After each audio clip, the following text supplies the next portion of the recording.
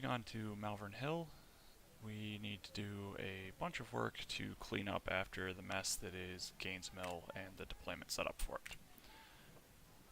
So we can get rid of all of this stuff, and what we're going to see is we're going to manage to push our average recruit scores up just a little bit. I think the morale and fire stamina goes up just a tad. Not extremely beneficial, but might as well get something out of it. And these units are never going to do anything useful and would just push up scaling and the like, so they're just going to get in the way, so we're just going to get rid of all of them.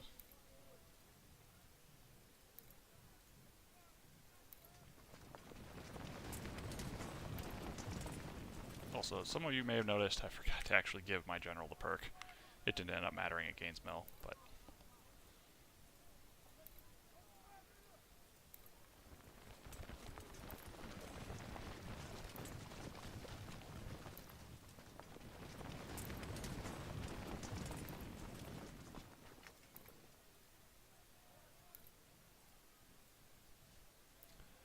Okay, so now we're back to actual units. I will probably let these two stick around. They're a little bigger than I really want.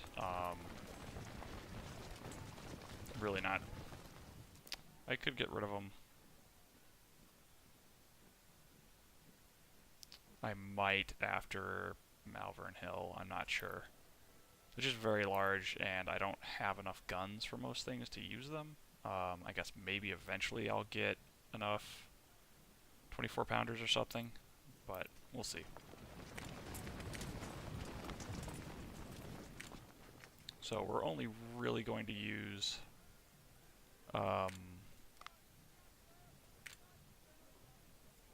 we're only really going to use 2 cores at Malvern Hill.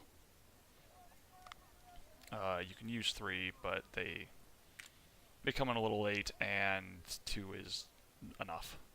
You just start running out of space otherwise. Though we will bring them in for extra supply and extra, and I guess, leveling up a couple more officers. Let's see, where do we want to start? Okay, so we're going to put our last 2 points in infantry, or in medicine. And then from there, the next several the points from this battle and the next several side battles are going to go into organization to get us up to 9 points for Second Bull Run. And that should end up with us at, I think, we should be very close to 10 medicine by Antietam.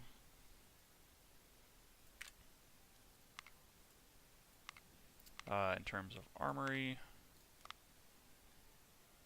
we are going to take the rifles. So let's just do a quick test to see how this goes. So at 4 economy, Enfield's 1750, it would cost us 47,000 to buy one. So for 14 points, that would be about 80,000, far more efficient than taking this one.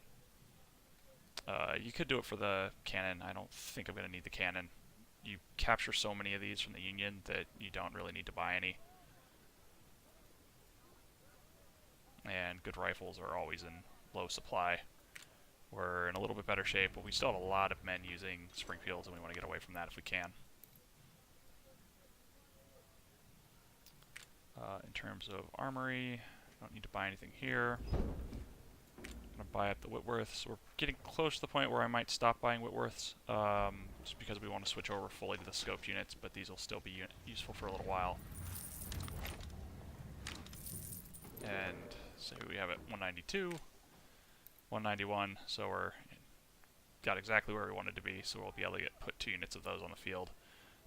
Normally I would go with a larger unit of the non-scoped Whitworths, but just specifically for Malvern Hill, the way the terrain is set up, it's really useful to have the scoped.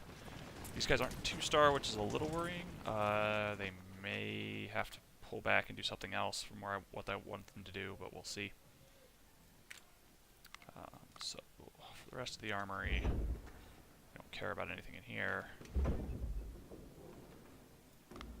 Buy up to 20 pounders, best long range cannon you can get basically. The James is pretty useful. The Whitworth can be okay, but you can never buy those as the CSA. We're gonna get 1 rep buy of these, which I will actually take. And I think we get 1 of these. I'm not sure if I'll take them. The yard is pretty decent, but you only get 6 of them, and you never get any more, so I'm not sure if it'll be worth it. And then I'm going to buy up the Tredigars. So a brief discussion around cannon choice. So the 10-pound Ordnance, the 10-pound Parrot, and the Tredigar all are kind of unique in that they have extremely high accuracy ranges. So you can see 33 to 260, 25 to 260, and 50 to 210.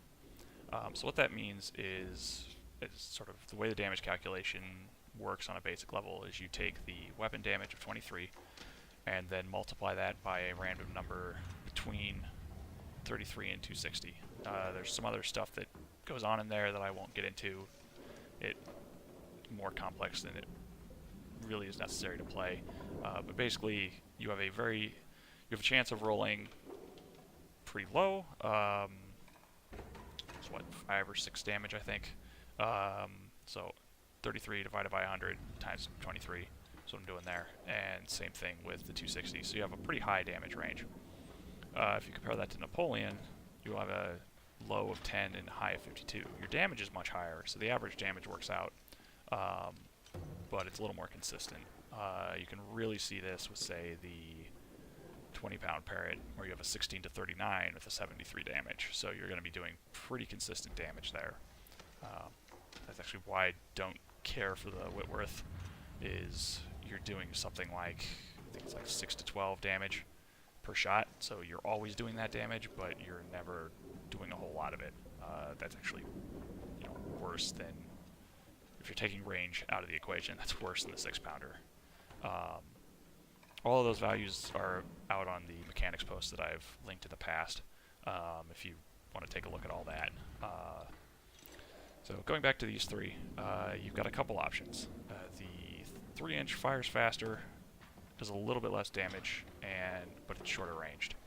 The other thing is its damage drop-off is much more severe than the other two, and so it goes to 0.1 when you're out at max range.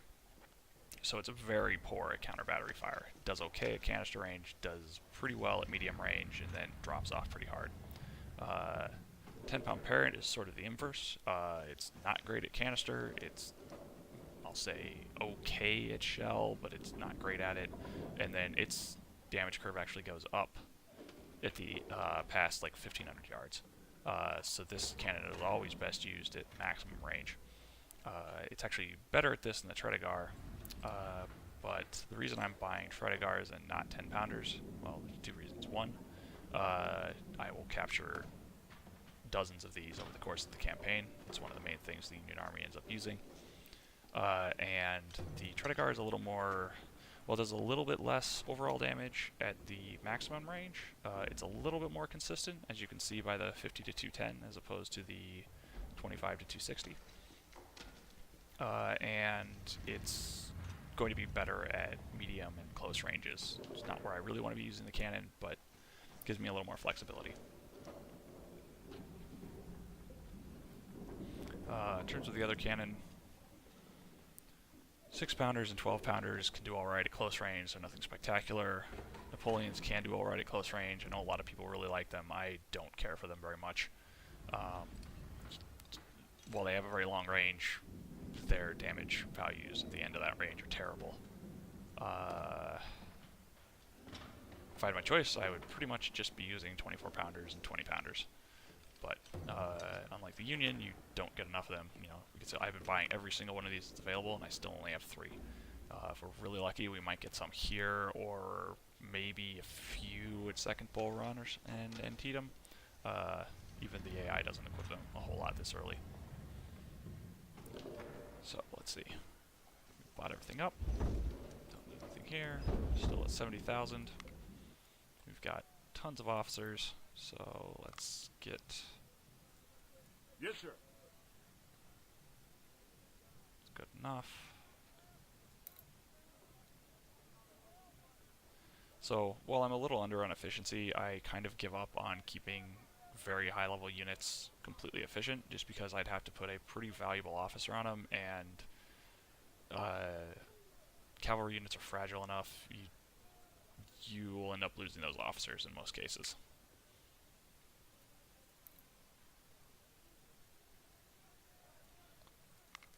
The other thing you can see is, so I'm keeping these guys on palmettos because stat-wise, palmettos are actually technically better than the Colts because they both have the same melee damage.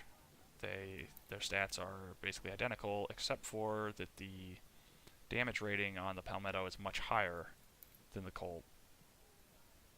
I guess the Colt has much higher fire rate, but that stat barely matters for cavalry, so I don't worry about it. I want that initial hit when I charge in.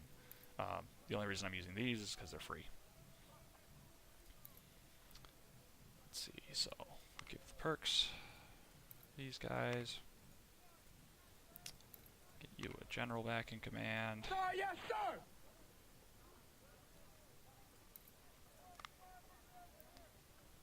So here's one of the choices you can make. So very long range artillery theoretically doesn't need tactical training. You could get away with either firing faster or doing more damage. I'm actually going to take tactical training though because, well, one, I don't like taking casualties, and the more my artillery is hidden, the less they take, and the cover bonus helps with that as well. And while most of the time you can keep your artillery far enough back they won't get hit, there are some maps where that starts to become problematic. So I always take tactical training just so it reduces the times that I get frustrated that I have artillery getting shot, because late game, you can lose a gun in a volley or two.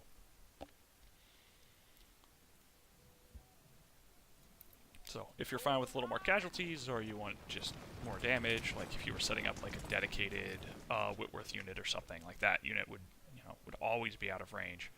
So you would just always, there'd be no point in taking cover with it. Taking accuracy, because I don't care about these other stats.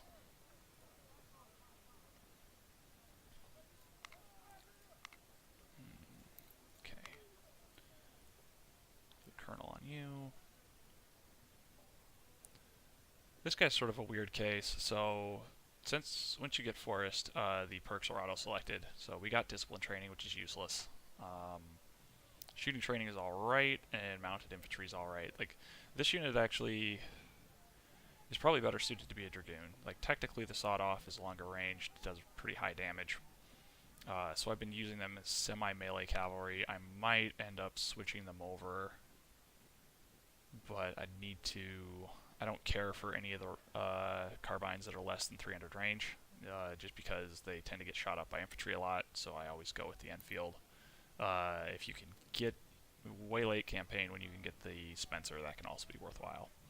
But I have to buy these, and I'm not really making use of Dragoons at the moment, so I'm basically just using this guy as shock cavalry, and I just have him come in a little bit later and just add the extra bonus. And if I need a unit to try and run in, shoot at a artillery unit, and then run away, I'll use him. Only going to keep him at about 300 at the moment, just because, as you can see, I've added 25 guys and it's already 5,000. Like, I could start dropping the stats. I might at some point, but for now, I'll just do this. And invest a little bit. And this guy's a really highly specialized unit. Like, in a lot of ways, actually, depending on what these perks are, it might be worth buying up enough guns and then creating enough units to drop this pool to 0 again and disband him and turn him into something else. I don't know what you'd do, like maybe a sniper unit or something like that. I don't know. You could go with an artillery unit. Like, basically whatever, like snipers and artillery are the ones that benefit a lot from getting the third perk. So those would be the two. If you're going to do it, you probably want to do it post Shiloh, because now I just need more and more and more rifles to be able to get rid of that. I think I looked at it briefly, and post Shiloh I would have needed to buy like 2,000 rifles, and like right now, let's see, 1,000, 35, 4,000. Be generous and say 8,000. 10,000. Yeah, so I'm way away if I want to try and actually use it all up. Even if I'm counting these other weapons, like, it gets harder and harder to do that late campaign, just because you have so many recruits that I'm not using up. Okay. Okay, so we don't need to do anything else here. Let's top off all our artillery.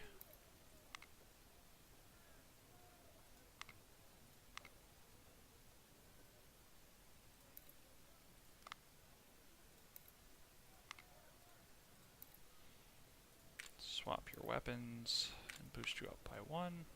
They're a little bit small, but it's fine. That's what we've got. Yes, sir. Sir, yes, sir! Probably going to leave you at 7 so I can create another unit of 7. There's a lot of Union artillery in this battle, so the more counter battery stuff you have, the easier it'll be.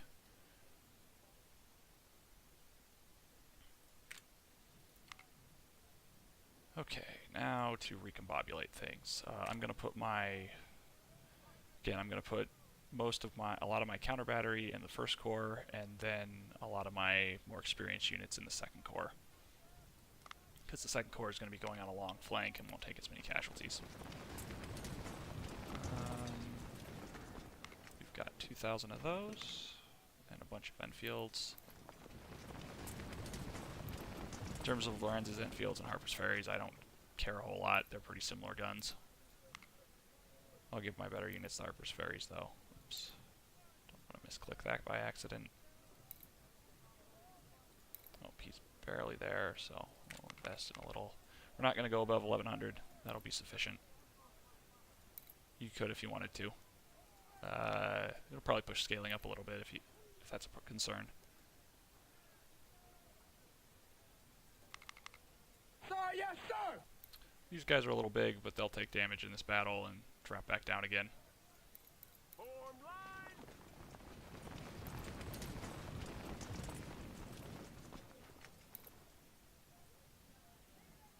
I could do full veterans. I'll go with like 3,000.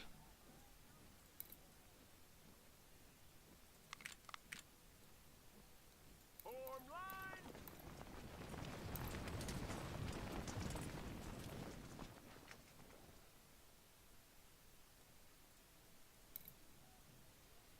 We have enough money. You could probably do full veterans, but we actually, I guess we're getting a little low after I bought all the armory stuff. Because actually, let's get this out of the way. And we'll want to supply. See how much we have left. I may put a little bit in there.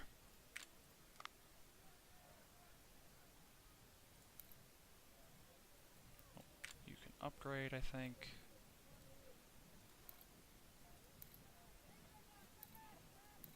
They're still pretty low level, so I might just leave them.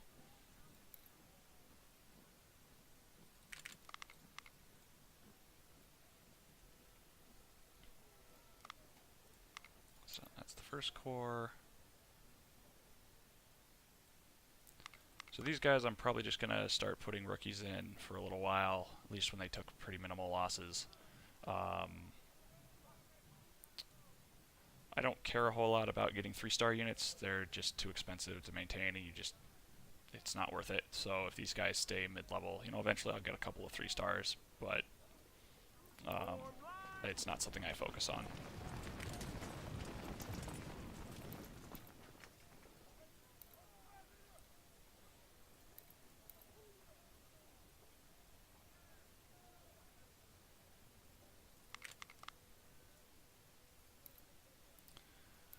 I think these big units might stay with the Springfields, just because I'm going to put them in a position to take a lot of casualties.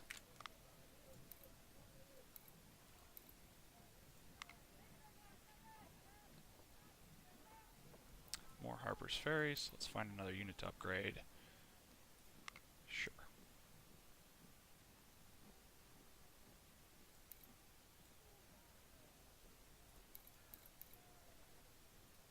Form line!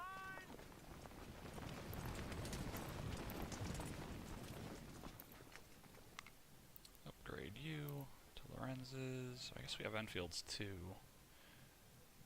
So the upside of the Lorenzes is you have the better melee value. But I'm not focusing on it a whole lot, so it's not really a problem. The Lorenz, I think the Enfield is quite a bit better than that gun. Oops. I mean, you can do all the, with the updated tooltips, you can do all these calculations yourself if you want to take a look at it. The degrade penalty comes into it a little bit, which you need to look at spreadsheets for. In general, you can honestly get away with, if it's a more expensive rifle, it's better. Just do the price evaluation from there.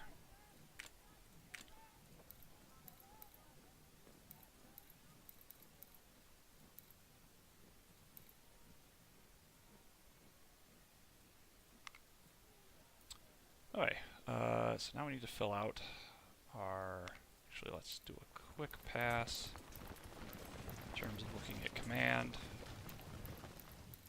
I think we're going to be fine. Yeah, you're a little low, but whatever. At this point I could swap out a bunch of, since there's more officers, I could swap out a bunch of colonels and lieutenant colonels and stuff for lower level stuff. I'll probably worry about that on a side battle. Just because mostly because I don't want to do it right now.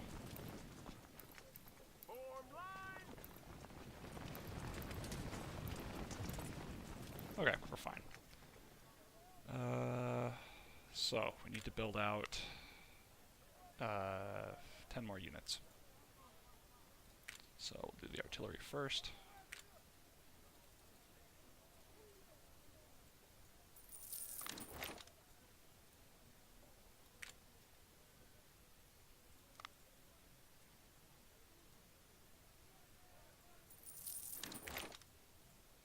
Actually, we may need to swap some stuff out to make sure all these guys come in with perks. And I think we're going to do, what do we have for skirmishers? Oh, we could actually do several units. We're going to go do, we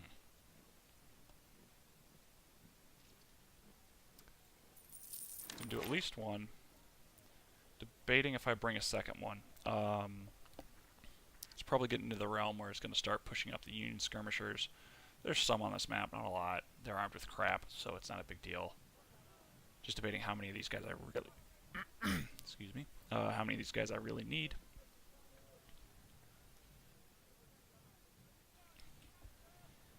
I'll stay with one for now. Yes, sir. Okay, so we're out of, we've got a bunch of majors. Okay, now let's begin the swap game. 33, might be able to get away with a major. Just barely. Good enough. 22, can definitely use one. Yes, sir. You're already on a lieutenant colonel. 34, I can't get away with it. They're fine. There we go. Ooh, actually that guy has 34, so let's put in a lower one. Where was the 34? He was probably this guy. Nope.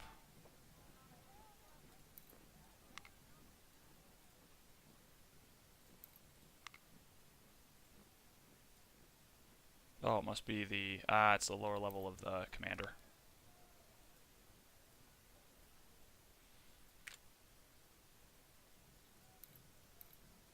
Probably. Okay, well, we're going to do this. We're going to swap out, swap in a better general.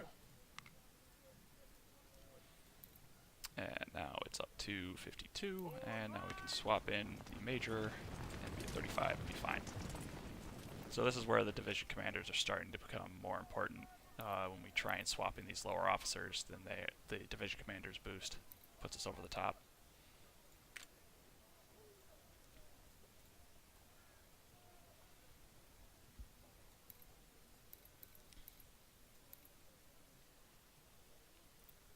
I'm not sure if I can get away with, but we'll check.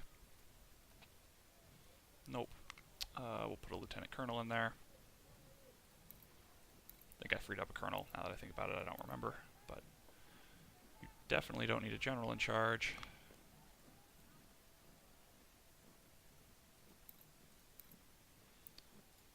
Okay, now we've got a bunch of colonels to go make more units with. Whoops. I want to be down here.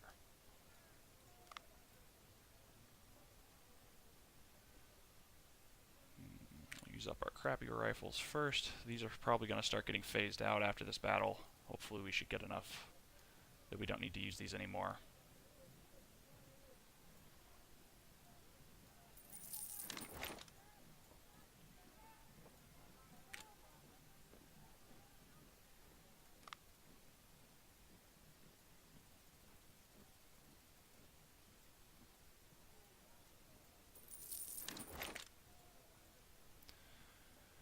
Okay, so we got 2 of those.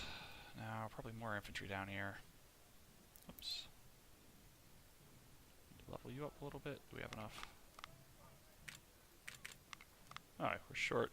A couple Harper's Ferries, that's fine.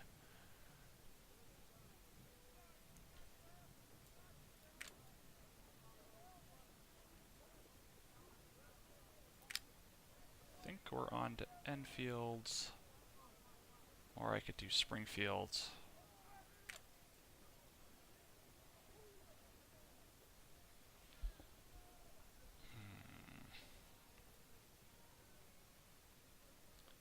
Unsure what I want to do there.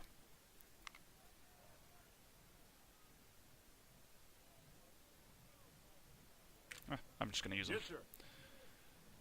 They aren't going to, you know, they're better weapons than you'd normally give a unit like that. I'll think about it some more while I'm doing this. I might swap them out and do musket units. But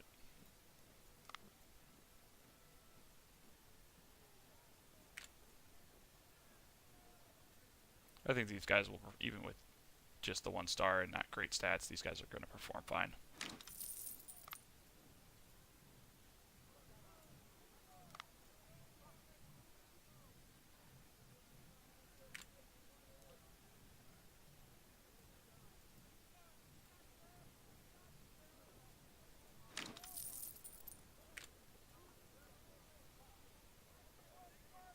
Now, let's see what we have for more artillery. I think we can put another Parrot unit together.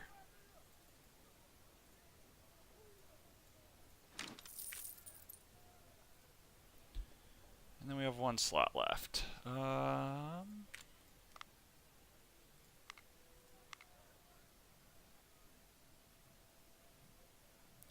think I might do another cavalry unit. There's a bunch of skirmishers and stuff to clean up at the bottom, so they can be useful.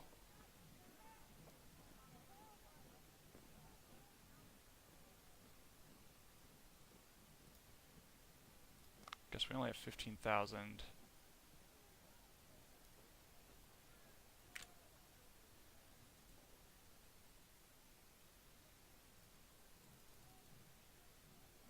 $6,000 to do that, or we could put in our sniper unit. Check. What are we looking at? 42. That went up a bit.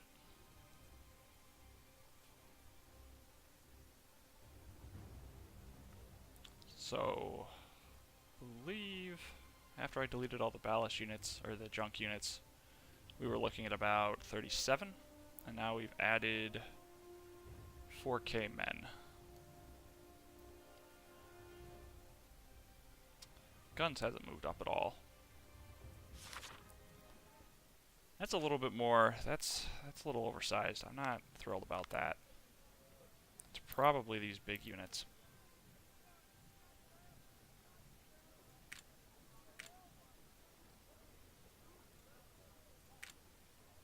What do we have for artillery? Can't do 20-pounders yet. Have to buy Napoleons. We could do howitzers, but I'm unexcited about that.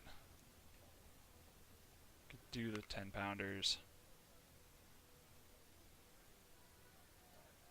I think I might do the 10-pounders.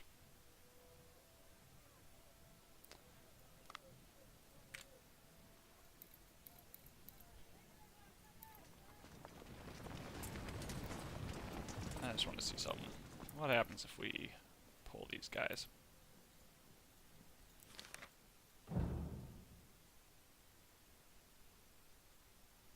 Okay, so we deleted 3,000 men and they lost about the same amount.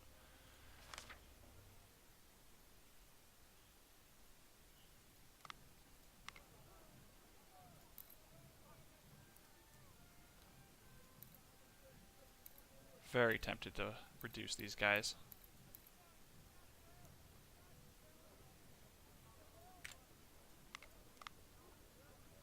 Because I'd rather have more units spread out, more men spread out more than having more of them in these big units.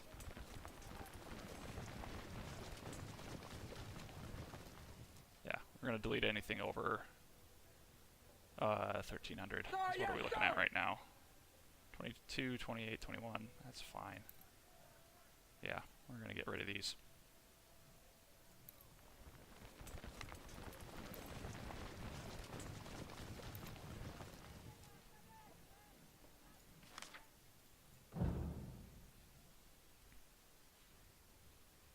Alright.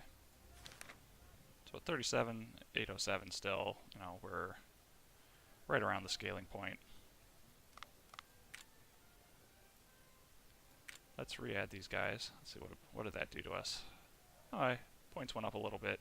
It'll be a little worse, but that's fine. Sir, yes, sir!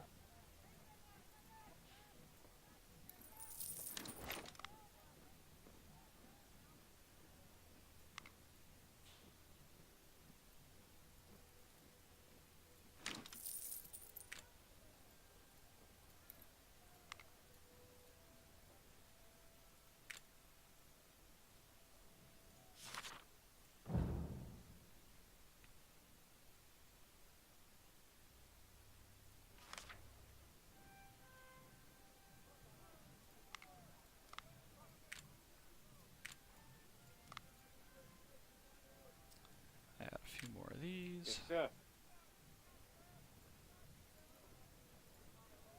And this is also, this is again why I don't usually make the larger units, because you run into this on later battles. Like even if the scaling works out on one, it's worse on the next one. So that's why I try and keep a pretty consistent size. Though apparently prior to Gaines Mill, that's real questionable, since just because of the way the side battles scale. Just gonna check, because if adding infantry starts pushing stuff up a whole lot, then I'm just gonna fill out with a bunch of artillery batteries.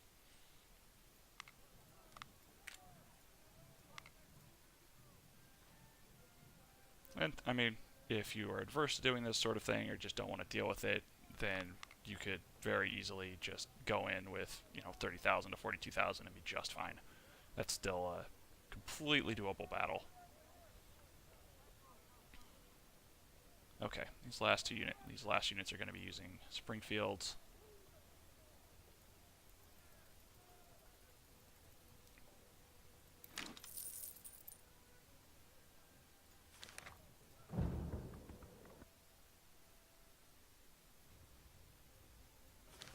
Alright, still adding men to them at a lower ratio than we are adding them.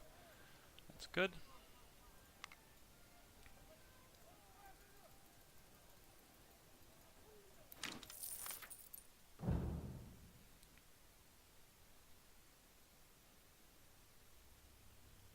I think that was about 300 added.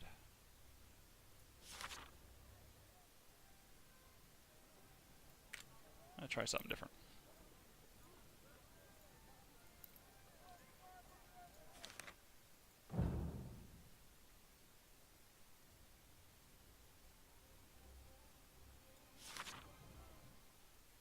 Just going to add another skirmisher unit.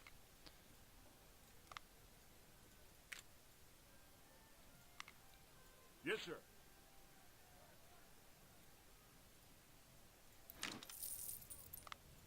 And again, I don't like making these new units too large because I want to be able to swap them out for TSs as soon as I can. And if I make them larger than this, then, like, my goal is that these units never get hit, so I don't worry about optimal sizes once they start taking damage.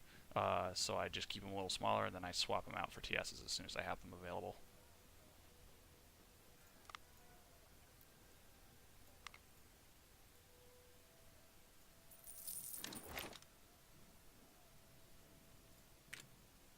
Oh, are we out of good officers? Okay, we'll buy a lieutenant colonel.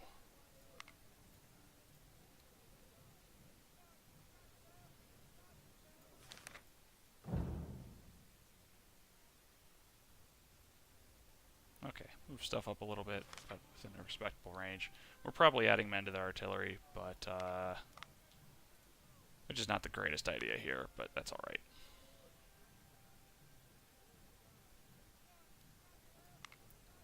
Bring Napoleons, I'm going to bring the 12 pounders, so I can bring a few more.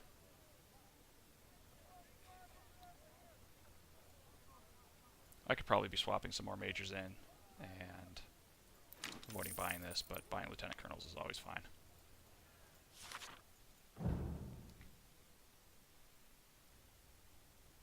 Alright. There we go. Facing 4,000 less than we could. And... okay, so we're bringing 3,000 less, facing 4,000 less. So you can see, you know, you could choose to scale up a little bit more if you want to. I prefer to always face a little bit smaller units if I can, so I chose to go this route. And this route, I have 3,000 less men, but I have more cannon, so that'll end up working out for me, I think.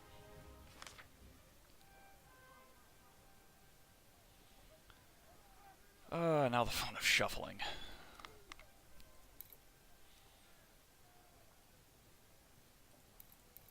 Oh, wait, why are we short a unit up here?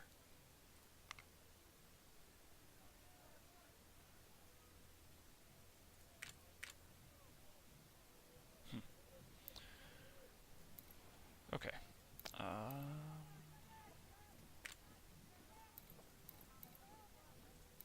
So all the counter batteries up here. Might buy a gun. I want to wait. Snipers, snipers.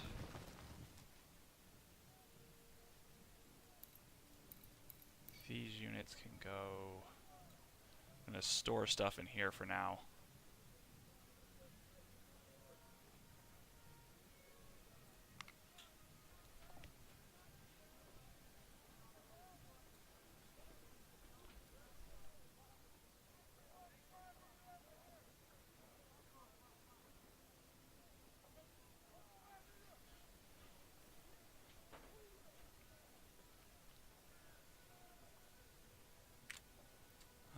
Anything else? Okay, I want these to go up front. Oops.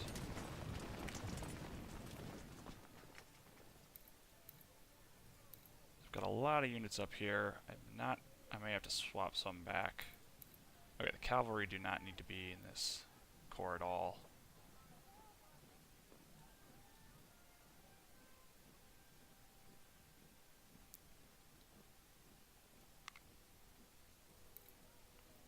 Junk units can go up front. I'll need some units to base. There's basically no way around it. You're going to have to tank some artillery fire. So I'll use those cheap guys for that.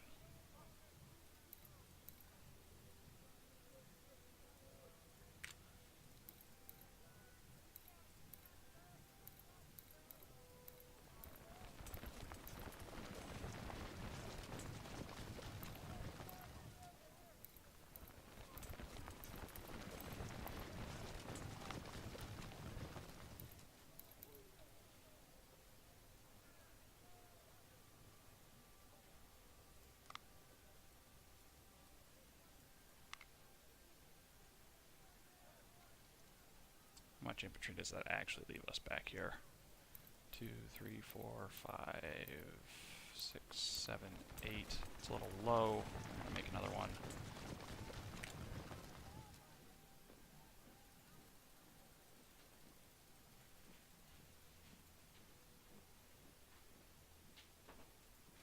Yes, sir.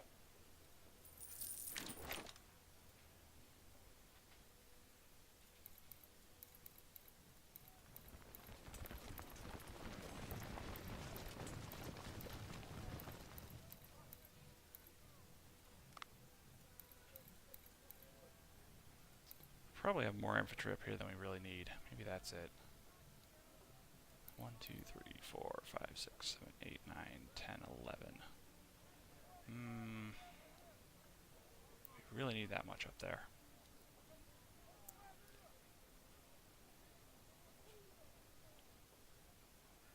Let's look at the map.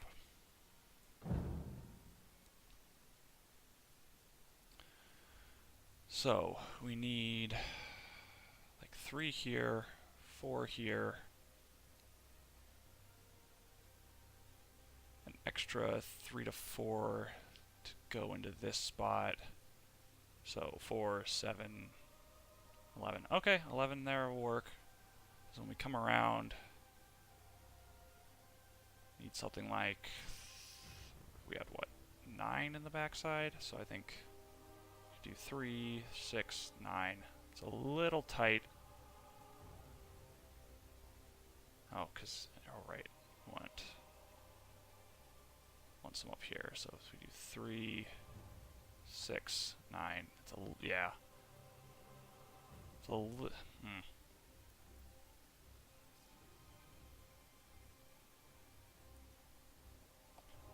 We're fine once we can start sliding units from here down.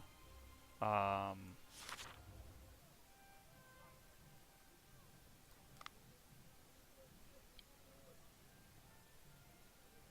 think we can make it work. A little lighter on infantry than I'd like on that side, but I think I want the 11 on the top, even though a bunch of them are going to stand around not do anything for a while.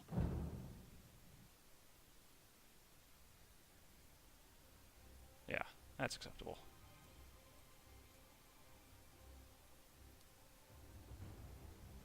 So, down by 12k. That's fine.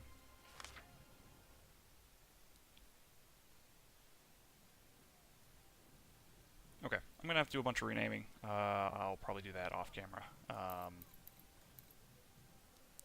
But I think this is what we're going to go on with. Alright. Do that, and we want 1 unit to go in this, in here, so that we can, we might send some cavalry in there. Or do I just make a junk unit? Might just do that.